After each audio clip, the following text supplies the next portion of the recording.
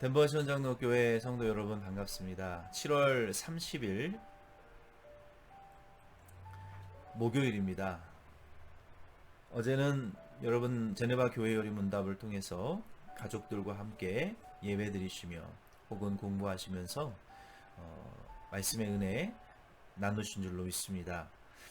계속 여러분 가정 예배로 모이시고 또 하나님 말씀을 가까이 하시는 가정 될 수 있도록 노력해 주시기를 바랍니다. 오늘은 느헤미야 8장에 이어서 9장 10장 말씀입니다. 이 말씀의 내용은 유대인들이 하나님과의 언약을 다시 갱신하고 인을 찍고 하나님 앞에 언약을 갱신한 말씀입니다. 느헤미야 9장 1절로 이제 3절 말씀에 보니까요. 이 무교절을 지킨 유다 백성들이 집으로 돌아가지 않고 그들이 다 하나님 앞에 모여서 금식을 시작했습니다. 왜 그랬을까요? 앞서서 이제 8장 말씀에 들은 이 느헤미야가 율법을 외치고 모든 이 제사장들이 각 사람들에게 하나님의 말씀을 풀어서 가르쳐 줌으로 인하여서 그들 가운데에 이 성령의 회개의 역사가 찔림과 이 자복의 회심의 역사가 그들 가운데 강력하게 일어났던 것 같습니다. 우리가 하나님 앞에 회개의 성령의 역사로 이 회개의 운동들이 일어나는 일은 한국 기독교 역사에도 많이 있었습니다. 또 세계 기독교의 교회 역사에도 많이 있었고 지금도 그러한 역사들이 계속 일어나고 있어요. 저도 한국에서 1년에 2번 학예수련회, 동계수련회, 중고등부, 청년부 교사들까지 다 참석하는, 그리고 이제 어른들 선생님까지도 참 이 중고등부 수련회를 귀중히 여겼고 교회의 굉장히 큰 행사 중에 한 가지였습니다. 온 교회가 이 자녀들이 은혜 받기를 위하여서 한 3개월 정도 전부터 이 수련회를 기도로 준비합니다. 그리고 정말 수련회 때마다 하나님의 성령의 그 어떤 보이지 않는 이 파도와 같은 이 움직임과 역사하심이 강하게 있었던 것이 그러한 은혜들을 받은 적이 있었습니다. 그 성령의 역사하심은 어떤 사람의 힘으로 줄 수 있는 것이 아니고요. 하나님의 성령께서만 하실 수 있는 것입니다. 그 회개의 성령이 임하셨을 때 그 오랜 동안 신방하고 기도하고 준비했던, 또 정말 세상의 죄에 빠져서 여러 가지 또 고난 중에 있는 이런 아이들이 예수님을 인격적으로 만나고 성령의 역사로 회개의 역사들이 일어날 때에는 정말 그 성령의 임하심의 운동의 역사가 있어서 모두가 다 그 성령의 역사로 녹아지고 회개되어지고 잠을 자지 않고 2시, 3시, 새벽 2시, 3시까지 하나님 앞에 오열하고 회개하고 통회하고 자복하며 은혜와 은사들을 받고 새 사람으로 변화되어지는, 정말 저는 그때 그 성령의 역사에 강한 그 바람이 부는 수련회의 밤마다 임했던 그러한 은혜들이 너무나 지금 생각해도 좋고 그리워요. 우리 덴버시 장로 교회도 그런 역사들이 우리 교회 안에 좀 일어나면 좋겠습니다. 이 백성들이 이와 같이 하나님의 성령의 역사로 회개하고 낮 4분의 1은 회개하고 4분의 1은 말씀을 듣는 이 역사를, 이 은혜를 계속 받았어요. 우리도 하나님 앞에 회개하고 나서 가장 먼저 우리가 해야 될 것은요, 사람들에게 어떠한 그 받은 은혜들을 우리가 막 말하는 것보다는요, 그때는 먼저 우리가 입을 막아야 됩니다. 입을 막고 하나님의 말씀으로 돌아가서 말씀으로 다시 은혜를 받는 우리의 그 신앙생활이 반드시 필요합니다. 우리가 비온 뒤에 땅이 견고해진다는 말처럼 우리가 은혜를 받고 은사를 받고 회개를 통해서 하나님을 만나고 성령의 역사를 체험하게 되면 그러한 것들은 우리 마음속에 깊이 가라앉히고 그 위에 하나님의 말씀의 은혜로 눌러서 우리 속에 다 흡수되어지고 자리 잡을 수 있도록 그것이 루틴이 되어줄 수 있도록 우리는 기도와 말씀의 훈련을 계속 반복적으로 유지하되 결국에는 그 말씀으로 다시 돌아와야 되는 신앙생활의 이 루틴이 반드시 있어야 됩니다. 이들이 이와 같이 회개했고요. 이제는 9장 4절로 31절 말씀에 보면은요. 레위인들이 8사람들이 높은 단에 올라가서 하나님 앞에 회개합니다. 회개 기도를 하고, 그리고 8사람이 또 레위인의 8사람들이 하나님의 은혜를 찬양합니다. 먼저 4절로 6절 말씀에 보면은요. 1절로 3절까지는 하나님의 은혜를 찬양한 말씀이 기록되어 있어요. 창조주 하나님의 그 은혜를 송축할지어다 라고, 모든 것을 지으시고 보존하신 그 하나님의 은혜를 알고 경배하라 라고 찬양하고 있어요. 또 다른 8명의 레위인들이 하나님을 이제는 찬양하고 경배하는데요.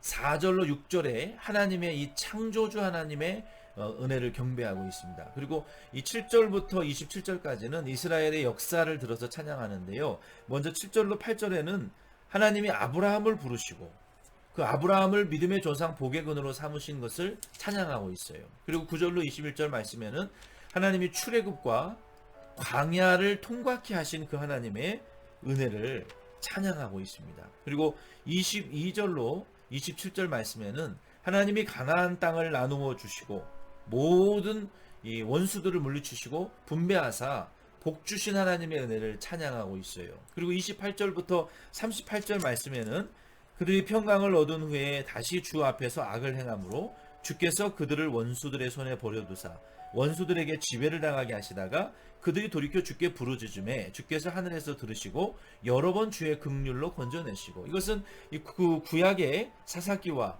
왕정시대와 또 북왕국 남왕국 시대를 걸친 선지자들까지 하나님께서 이 말씀으로 계속, 그럼에도 불구하고 하나님의 은혜를 거역하고 하나님의 이름을 등 뒤에 던져버리고 설만하여 아주 하나님 앞에 당당하게 교만하게 서서 하나님의 은혜를 짓밟아버리고 그의 율법을 버렸지만, 그들이 원수에게 징계를 받을 때 하나님이 그들을 다시 긍휼히 여기사 또 구원하시고, 원수에게 고난당할 때 부르짖으면 또 구원하셨던 이러한 은혜로 결국은 북이스라엘과 남유다 왕국이 패망함으로 하나님의 이 긍휼의 은혜를 배반하고 패망하는 것으로 구약의 역사가 끝나고 있는 것을 말하고 있는 거예요. 이러한 죄를 자복하고 자신과 열조들의 죄를 회개하고 하나님 앞에 자복하고 회개하는 모습이 9장 38절 말씀까지 이제 기록이 되어 있습니다. 그리고 9장 38절 말씀에는 우리가 이 모든 일로 말미암아 이제 견고한 언약을 세워 기록하고 우리의 방백들과 레위 사람들과 제사장들이 다 임봉하나이다.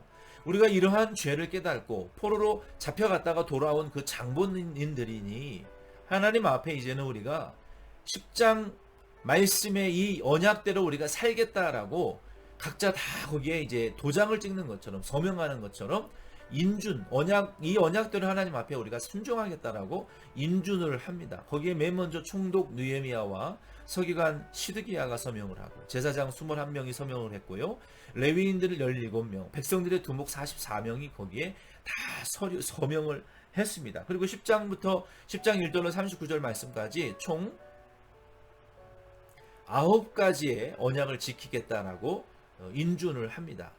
첫 번째, 그 언약의 조항들의 첫 번째 언약은요, 10장 28절로 29절 말씀해 보면은 그의 계명과 규례를 지키겠다라고 말했습니다. 우리가 하나님 종 모세를 통하여 주신 하나님의 율법을 따라 우리 주 여호와의 모든 계명과 율례를 지키겠나이다라고 첫 번째 약속합니다. 그리고 두 번째는 30절 말씀에 아들과 딸들을 이방인들과 결혼시키지 않겠다라고 말해요. 그것은 우리가 역대상하를 통해서 잘 배웠죠. 결국 이방 결혼은 이방 신을 섬기는, 그리고 하나님이 가장 싫어하는 우상 숭배라는 지름길이라는 것을 알고 이들이 이방인과 결혼시키지 않겠다라고 언약을 세웁니다. 세 번째 31절에 보면은요, 안식일을 성수하겠다라고 말합니다. 이 안식일이라는 것은 오늘날 이 주일로 변경되어졌습니다. 그래서 주일 성수를 온전히 하겠다. 또 그뿐만 아니라 영적 안식에 참여하겠다라는 그러한 의미도 있어요. 그 의미는 나중에 상세히 또 할 수 있는 시간을 가지면 좋겠습니다. 그리고 네 번째는 31절 말씀에 보면은요. 세 번째는 안식일을 지키겠다라고 말했고 네 번째도 31절 말씀에 보면은 이 안식년을 지키겠다라고 말합니다. 매 7년째에는 땅도 경작을 쉬게 하므로 땅이 자양분을 그 생산의 능력을 회복할 수 있도록 땅을 쉬게 하라고 하나님이 말씀하셨어요. 또 그것에 대한 의미가 있고 또 안식년이 있습니다. 희년 이러한 내용들을 우리가 나중에 좀 더 공부할 기회가 있으면 좋겠어요. 그리고 이제 다섯 번째 32절로 33절 말씀에 보면은요. 하나님의 성전세를 드리겠다라고 말했어요. 그리고 하나, 둘, 셋, 넷, 다섯, 여섯, 일곱 번째 34절에 보면은요. 하나님의 성전에서 제사 드릴 나무를 공급하겠다라고 말했습니다. 그리고 일곱 번째 그 나무를 드리겠다는 것은 여섯 번째이고 35절에 토지 소산의 첫 번째 소득물을 하나님 앞에 바치겠다라고 말했어요. 그리고 일곱 번째는 36절에 마다들과 모든 생축의 첫 제물을 하나님 앞에 바치겠다라고 약속했습니다. 그리고 마지막 37절로 38절 말씀해 보면은요. 10의 1조를 철저히 바치겠다라고 언약을 인준했어요. 그래서 이들이 이 9가지의 언약을 하나님 앞에 약속하고 그 계명대로 살겠노라라고 약속했습니다. 오늘 저와 여러분도 하나님 앞에 우리가 회개할 때는요.